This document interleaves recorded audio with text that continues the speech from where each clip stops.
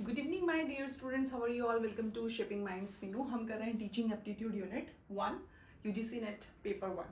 Start करते हैं। Teacher centred method ये कहाँ होता है? मेमोरी लेवल में होता है। मैंने आपको लेवल्स ऑफ टीचिंग बताया था, उससे आगे हम कंटिन्यू करेंगे। नेचर क्या है मेमोरी लेवल ऑफ टीचिंग का, जो मतलब कि किस तरह से आप समझेंगे, उसमें क्या क्या चीज़ें होती हैं, उसके क्या फीचर्स होते हैं। तो देखिए, नेचर ऑफ मेमोरी लेवल क्या है? वो टीचर सेंटर्ड मेथड है। पूरा फोकस किस पे है? टीचर पे है। उसमें स्टूडेंट क्या है? पैसिव है। सिर्फ टीचर है जो बहुत ज़्यादा एक्टिव है। दूसरा फीचर क्या है? इसमें लेक्चर मेथड यूज होता है। जस्ट टीचर आता है, अपनी जो भी उसने टॉपिक लिया है, जो बच्चों को टीच करना है, उनको पढ़ते हैं, बताते हैं, समझाते हैं। स्टूडेंट कोई भी इंटरेक्शन नहीं करते हैं।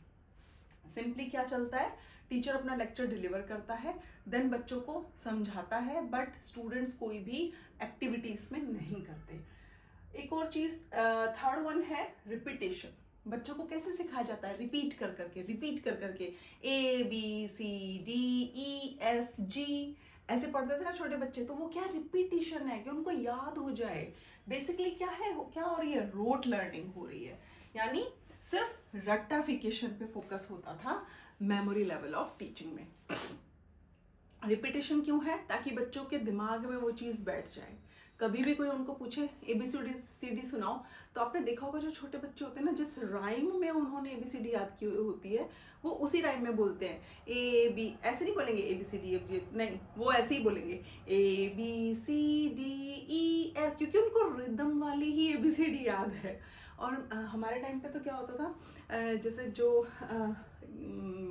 टेबल्स याद करते थे, है ना, हिंदी में टेबल याद कराते थे, क्योंकि हिंदी में जो टेबल हैं, जिसको पहाड़े भी बोला जाता है, वो बहुत जल्दी याद हो जाते हैं। आप कभी भी देखना, 2 1s आर इक्वल्स टू 2 ऐसे नहीं, 2 एकम 2, 2 दूनी 4, 2 तिया 6, 2 चौके 8 ऐसे करके।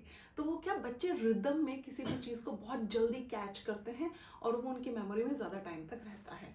तो ये है मेमोरी लेवल, जिसमें टीचर इंपॉर्टेंट है। सब पूरा फोकस टीचर पे है। लेक्चर बेस्ड मेथड है, टीचर बताएगा, बच्चे सुनेंगे, दैट्स इट। सिर्फ सुनेंगे और याद करेंगे। रिपीटेशन, बार बार चीज़ों को रिपीट किया जाएगा ताकि बच्चों के दिमाग में वो चीज़ बैठ जाए। रोट लर्निंग है, सिर्फ रट्टाफिकेशन, याद करो याद करो याद करो, ऐसे बोलो, दैट्स इट। अंडरस्टैंडिंग जैसा कुछ भी नहीं, थॉटफुल जैसा कुछ भी नहीं, स्किल डेवलपमेंट नहीं। आइए आगे देखते हैं। और एक और चीज़, मेमोरी लेवल जो है, ये किसने दिया था? हर्बर्ट ने। मैंने ट्रिक भी बताई थी, जिसको हर बात याद रहती है, हर्बर्ट। या फिर आप ऐसे भी याद रख सकते हैं, हर्बर्ट यानी मेमोरी बहुत हार्ड है, ऐसे भी कर सकते हैं आप, हर्बर्ट।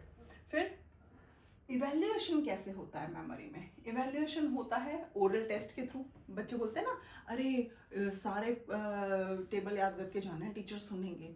फिर बच्चे उसी तरह से सुनाना शुरू करते हैं। ABCD होती है तो बच्चे ओरल टेस्ट देते हैं। रिटन टेस्ट होता है, लिख कर दिखाना, इवेल्युएशन। रिसाइटेशन क्या होता है? बच्चों को बार बार चीज़ें रिपीट कराई जाती है, बोल बोल कर। रिसाइटेशन वो होता है कि बच्चों को बोल बोल के चीज़ें रिदम में याद करवाई जाती हैं, ताकि वो चीज़ें उनके दिमाग में परमानेंटली बैठ जाएं। फिर रोल ऑफ लर्नर, जो मेमोरी लेवल है, उसमें स्टूडेंट का क्या रोल है? जो लर्नर है, जो सीख रहा है, उसका क्या रोल है? वो क्या है? पैसिव लर्नर है। टीचर एक्टिव है और स्टूडेंट पैसिव लर्नर है, चुपचाप सुनेगा, सुनता रहेगा, दिमाग में चीज़ों को बैठाता रहेगा। फिर एक्यूरेट रिकॉल, इसमें क्या होता है? एक्यूरेट रिकॉल यानी जो आपको बोला गया है ना याद करने के लिए, बस उसी तरह से आपको उसी सीक्वेंस में चीज़ें याद रखनी है, वो होता है accurate recall. Then rather than understanding, यानी एक्यूरेट रिकॉल यानी जितना बताया गया है ना। जैसे कई बार जब मेरी बेटी छोटी थी, तो मैं उसको बोलती थी, शिवांशी A फॉर, सर एकदम से उसका आंसर होता था A फॉर एप्पल। मैंने कहा क्यों? A फॉर कुछ नहीं हो और नहीं हो सकता, A फॉर कोई और चीज़ भी हो सकती है। A फॉर अल्फ़ाबेट, अल्फ़ाबेट जो शुरू होता है वो भी A फॉर अल्फ़ाबेट। लेकिन नहीं मम्मा, A for apple. B for, मैंने बोला शिवांशी B फॉर, मम्मा B for boy. B for ball भी तो हो सकता है। नहीं नहीं, बी फॉर बॉल, बॉय ही होता है मम्मा, हमें यही सिखाया है। बी फॉर बॉय नहीं होता, बी फॉर बॉल ही होता है, हमें यही सिखाया। C फॉर कैट, तो सी फॉर कैट ही रहेगा उसके लिए। बाद में जब वो बड़ी हुई तो उसे पता चला नहीं, जितने भी अल्फ़ाबेट्स हैं उनसे जो चीज़ शुरू हो रही है वो उसी से बोली जाएगी, लेकिन नहीं, उनके लिए कैट मतलब C for cat, C for कोई अदर चीज़, C for country, C for Canada, ये सब चीज़ें नहीं, क्योंकि उन्हें रट्टा मरवाया गया है चीज़ों का कि आपको यही बोलना है। तो पैसिव होते हैं लर्नर्स और एक्यूरेट रिकॉल होता है, यानी जितना सिखाया है उतना ही बोलेंगे। नेक्स्ट हम देखते हैं हर्बर्टियन मॉडल ऑफ मेमोरी लेवल। जो हर्बर्ट का ने अपना मॉडल दिया था मेमोरी लेवल का, उसमें 5 स्टेप्स थे टोटल, वो आपको याद रखना है। सबसे पहले क्या होता है, प्रिपरेशन। बच्चों को क्या कराई जाती है, प्रिपरेशन कराई जाती है, उन्हें एक चीज़ के लिए प्रिपेयर किया जाता है। फिर क्या करते हैं, वो प्रेजेंट करते हैं। मान लीजिए मैंने बच्चों को सिखा दिया ABCDEFGH या फिर A for apple, B for ball, जहाँ तक भी सिखाया, नेक्स्ट डे बच्चे प्रेजेंट करेंगे, बोल कर बताएंगे, तो टीचर को समझ में आएगा, अच्छा चलो बच्चों ने इतना चीज़ याद कर ली। फिर एसोसिएशन होता है, बच्चे उस चीज़ को बाकी चीज़ों से, बच्चों को उससे जोड़ के सिखाया जाता है। अब जैसे A for apple, B for ball, C for cat, ये सिखा दिया, उसके बाद क्या सिखाया जाएगा कि A फॉर एप्पल जब उनको पूरी जो ABCD है वो जब याद हो जाएगी, तो छोटे छोटे उनको वर्ड सिखाए जाएंगे। जैसे CAT अगर मिला दे तो बन जाता है कैट, BOY तो बन जाता है बॉय।